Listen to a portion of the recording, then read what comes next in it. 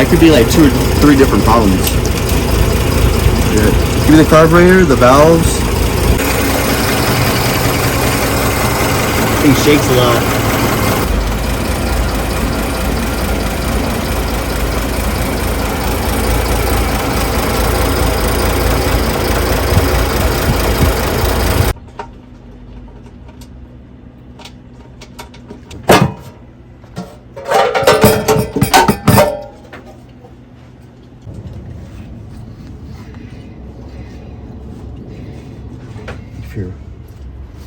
If your belt and your pulleys are adjusted correctly, it's enough tension to turn the engine over, because sometimes they slip when you try doing it this way. Just put on top of this. The steel ball on the flywheel is actually 5 degrees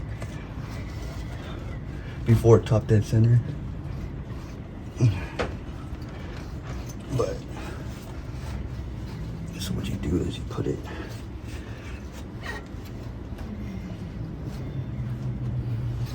I turned it a lot.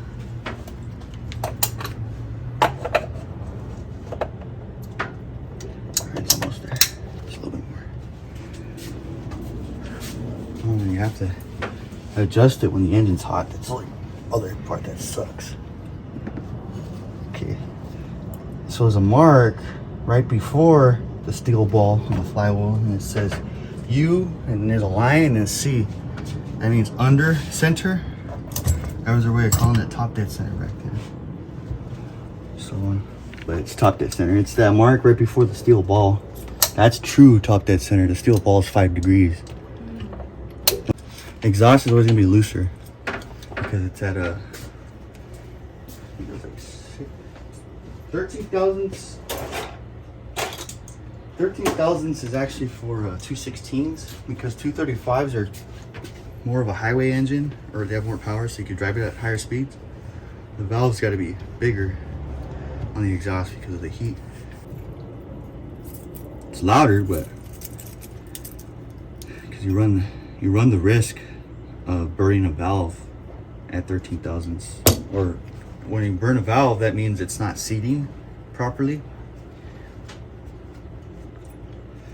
Or usually when they're excessively loud, like that's because the valve is not pushing down the rocker is not pushing the valve in all the way, technically.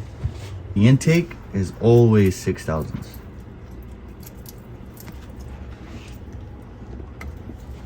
Take that off.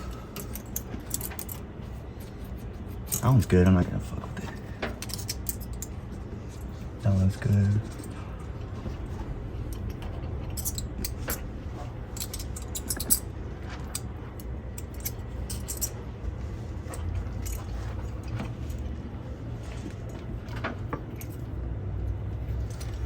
I bet you someone adjusted at 13 or something. When you hear the valves on these things, it's supposed to sound like a typewriter. But also, you want to hear the valves, because a noisy valve is a happy valve. That's kind of like the rule of thumb. Since I loosened it, it backed off just enough. You want it to glide through there with a little bit of friction. The way to really do it the correct way, by the book, you see how loose it is? Tying it down so you can't move it nowhere. Like spark plugs. And then back it off right there. That's the way you're supposed to do it.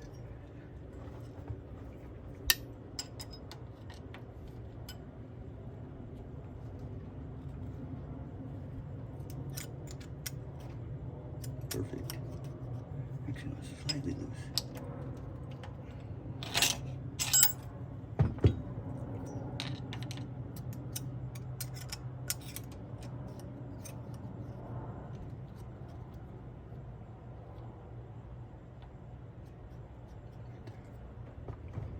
Some people that have that adjustment tool like to use it because it's a proper way to do it with the tool. I had been doing it this way for so long, I'm just used to it. For me, it's kind of difficult to use this thing. I don't know why. I don't know why, but it's to mark it. So, okay, I marked it. See? It lets you know you adjusted it, now you don't get lost where you're at. Yeah, I've done that before too. So you know which valve is which? This is like valve adjustment for dummies, right? If you're like, fuck, which one's intake, which one's exhaust? Yeah. This rocker lines up with the exhaust manifold. That's exhaust. These two lines right up with the intake. So that's how you know. This one will be exhaust. See these two line up with the exhaust? These two intake, exhaust. When you're top dead center number 1 cylinder, these valves that we're on are actually supposed to be on fully closed.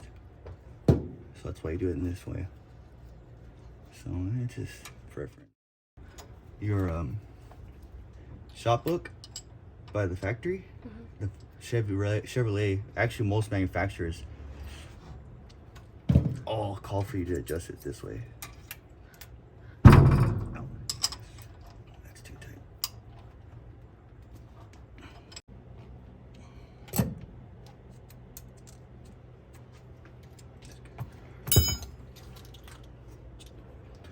Okay, and then the pattern is the first 3 you do, and then it's every other. So you skip this one, now we do this one. This is also exhaust. Now, and then you do the other ones. Because in the last one we adjust, it's gonna be this one. And we don't touch those 3. It's like reversed. See how that one's closed? You can hear it. That's like 13,000. Oh yeah. That one's opened, that valve.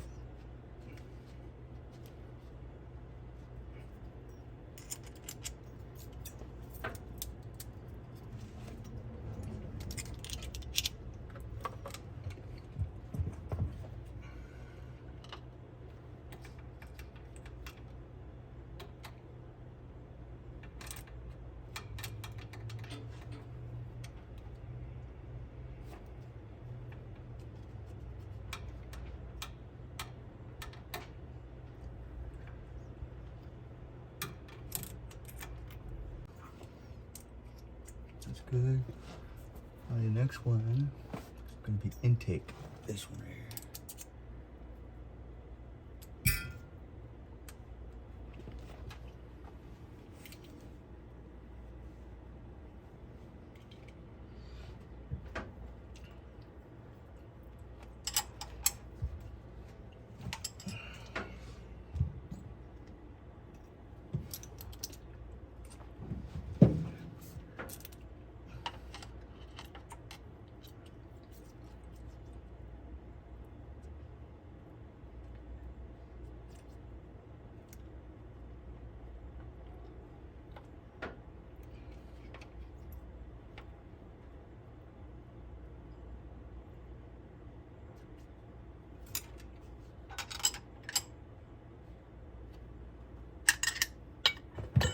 And what's that gap? 6,000s on the intake.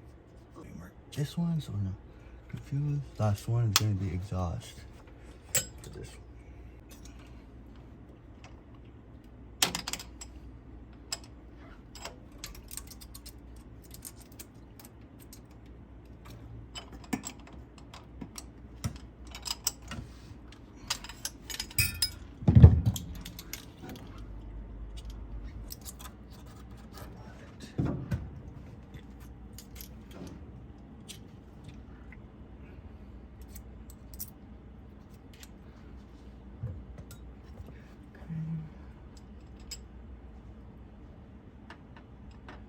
See a big screwdriver like this, it just, when you tighten this lock nut, you're able to have more of a grip on it. So use a big screwdriver like that, it just makes it so much easier. Okay, it's every other one after the first 3, so we don't touch this one, we touch this one now. So that one is going to be exhaust. And I'm doing 18,000s on the exhaust. And 18,000 on exhaust. yeah, and some people, you're gonna hear the valves for sure now, but 18,000s, I mean, at that gap, you could take this thing on the freeway all day long and you'll never burn a valve. I guarantee you'll start having problems when you do 13,000s on a 235 and you're jamming on the freeway all the time, you're gonna burn the valve. It's gonna run like. If you have hydraulic lifters, that's different because hydraulic, they're meant to be that way. Hydraulic valves, you're supposed to not be able to hear the rockers, the tappets. I'm sorry, hydraulic lifters. I said hydraulic valves. Hydraulic lifters are meant to reduce that chatter. Is RPMs, revolutions per minute. These engines are not meant to be higher RPM engines. So when you're going 60, and if you don't have the right gear ratio in the transmission or the rear end, more than likely it's going to be, we're talking rear end. When you're at 60 miles an hour, you're pushing up those RPMs. And that's where you start having issues. Because the oil pump is a very simple spring and valve. That's all it is. And when you get to high RPM, there's only a maximum like working capacity at the oil pump reaches.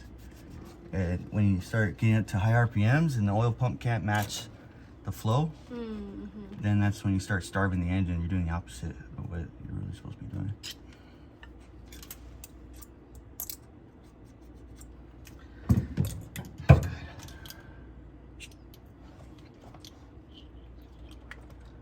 We skip this one and then we do this one. Exhaust.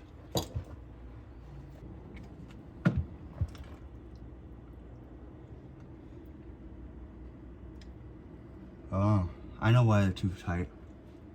You know why we're having this issue? Somebody replaced the push rods in this engine. And these are new adjustment. Well, this one's old. That one's new.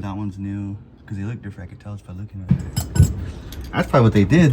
They did all this work to the engine because it was having issues for like a salad. You know what I mean? Oh, yeah. And that's what it was.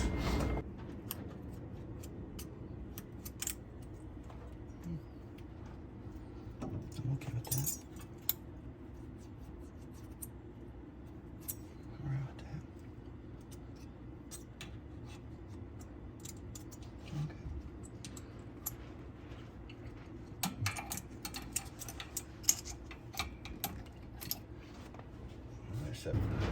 Oh, they're still good.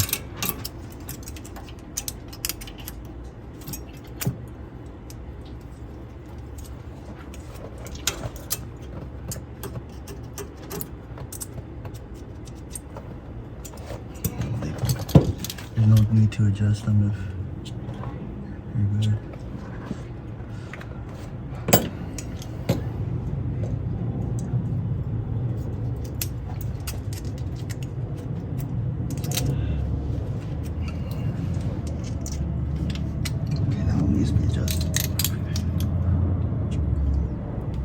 You gonna test it again?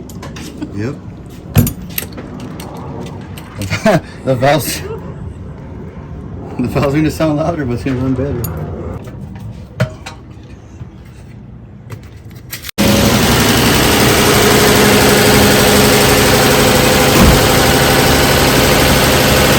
Sounds like a typewriter.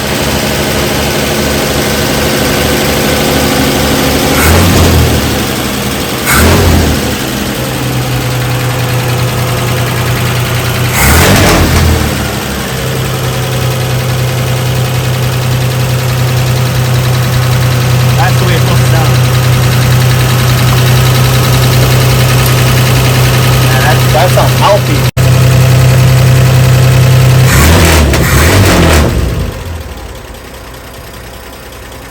Much better. See how smooth it's running? Yeah.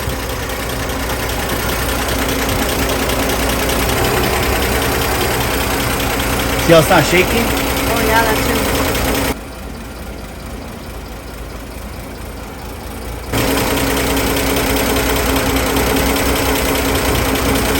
Watch, listen to the pipe.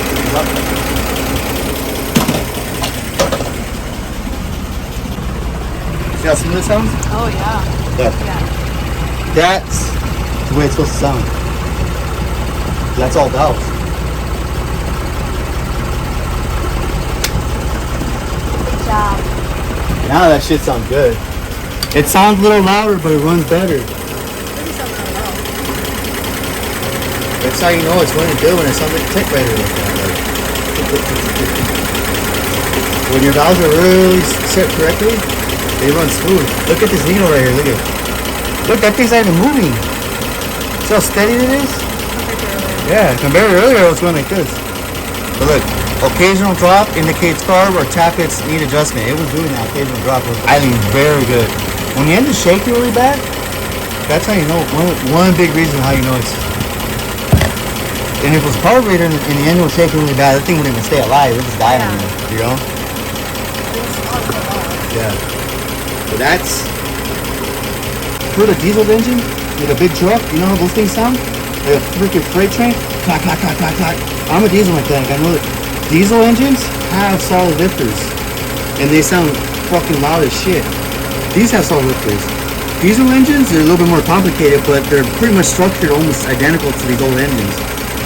Now, small block Chevys or actually modern cars or 4-cylinders, when they have overhead valves, that's cam lobe straight to valve. That's different. But these with small block Chevys or some powered glide engines, they want to call it, the 235s or some 216s that are volted up to 230. To power glide transmissions had hydraulic lifters. Those you do adjust while it's running. It's a little bit more difficult because you have to do it. Still have to do it with the screwdriver and a wrench. That's the only time you adjust them like that is when they have hydraulic lifters. But when they don't have hydraulic lifters, you have to do it the way I did it. You do it the other way. How are you supposed to know what the gap is while it's running? You just do it by ear where you can't hear it no more. Then that means the valve's holding open. It's too tight. That's when you do it like that with solid lifters. You have to do it without running. But the way I did it, it's like a rough way to do it. Do it is go drive this thing an hour long, and then you park it, tear the valve cover off really quick, then adjust it. Super hot. You have to have it super hot where the valves are at full expansion. That's called creeping. At all, that's not the best way to do it. You have to drive it. The way I did it is like, I would say once like. Once you're done, you probably have to test drive it and just. Yeah, we're gonna test drive it. I might adjust it one more time. You adjust it just slightly too tight, and then you go drive it. It's gonna expand even more. Or creep. That's called creeping. Is when metal expansion on engines. When everything creeps a little bit more, the ones that are just a little slightly too tight are probably gonna be perfect. But the ones that are a little slightly loose, you're gonna have to adjust them again. But I know I said too much, might get a little confusing, but for the most part, that's the way you want it. The way it is right now. This thing's not shaking. It's running so freaking smooth. Adjust the carburetor with one of these also, because you want this adjusted so that this needle is at the highest vacuum and the smoothest vacuum. Right now it's pretty damn smooth. But if I bring it out a little bit more, which is considered rich when you adjust it too far out, see how it starts to drop? It's too low. You bring it in, you lean it out. You see how it went up? Yeah, because you're opening it up low, right? Yeah. See that? Yeah, you're closing it now. Yeah, now it's too lean.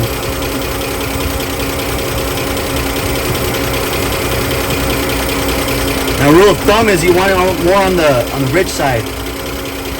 20 inches of vacuum is like incredibly perfect. That's very well. That's good.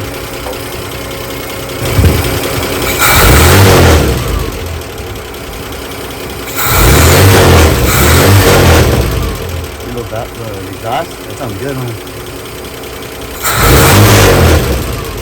Man, this thing's gonna run so good. Another thing to check for when we're doing stuff like this is your distributor. Look at the distributor. Right here is your vacuum advance. So what it does is it advances the timing as you bring your RPMs up. That's why it moves, because that vacuum advance, what it's doing is it's curving the timing angle with the vacuum, because your engine pulls vacuum. It's like a big air pump is what they call it. So like when you rev it, RPMs go up. It has to advance the timing with that RPM angle. Look at it. You see how it moves? That vacuum advance is working well. It's old, but it's working good. You can replace it out of preventative maintenance if you want. But the way I think, get the part, if you're gonna do it, put it on the shelf and replace it when it's ready to be replaced. Don't fix something that's not broken.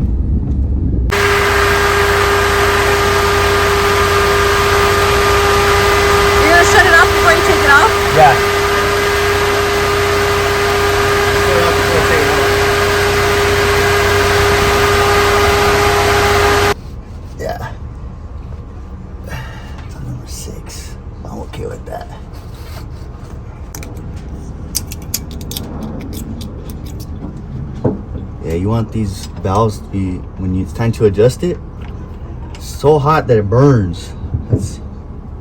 That it burns you if you touch them. You know what I mean? Yeah, because it's a full expansion. Okay, now we're gonna turn it to top dead center. And do the other end. Yeah. We went backwards because that was the closest. We were closer to TDC on the number 6 cylinder than number 1, which is okay.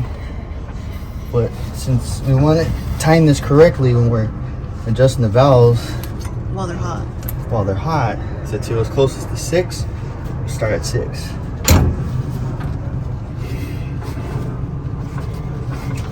That's good. Perfect. So this one's just a little too tight.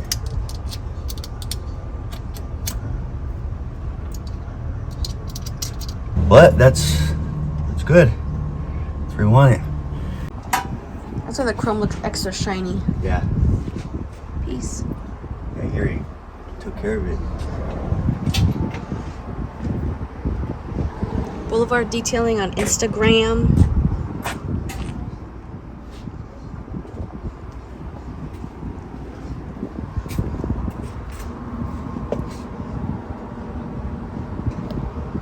It's like a mirror.